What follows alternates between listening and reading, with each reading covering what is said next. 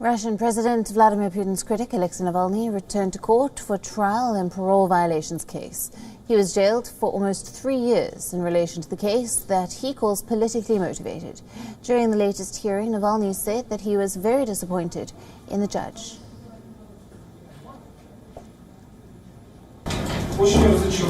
I am very disappointed, and I want to point out your behavior once again. Every time that witnesses for prosecution fail to answer my questions, you interrupt the process and help witnesses leave the room to have the chance to get advice from some people on how to answer the question. It became obvious to me that you are trying to overcome your poor knowledge of criminal code with repeating like a parrot. Give you a reproof, reproof, reproof.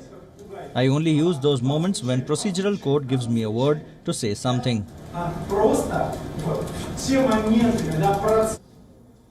Navalny has been accused of defaming a World War II veteran. The veteran was featured in a promotional video that backed some constitutional reforms. The reforms aimed at letting Putin run for office for 2 more terms after 2024.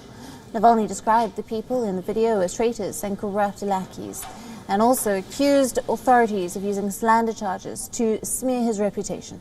Navalny's lawyers argue that he cannot face a sentence because the alleged crime was committed before the law was changed. Now, according to an investigative committee, Navalny's comments denigrate the honor and the dignity of the World War II veteran featured in the video, and the Western countries are now discussing possible sanctions against Russia.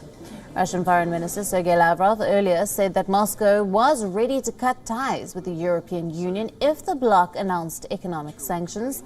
Moscow has called Western nations' reaction to the case hysterical. Now, meanwhile, security was tightened outside the court during the hearing.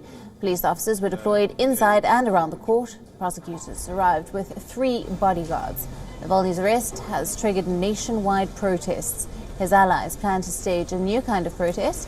Supporters have been urged to gather in residential courtyards across the country for 15 minutes and shine mobile lights and to light candles. Вот сюда надо стать.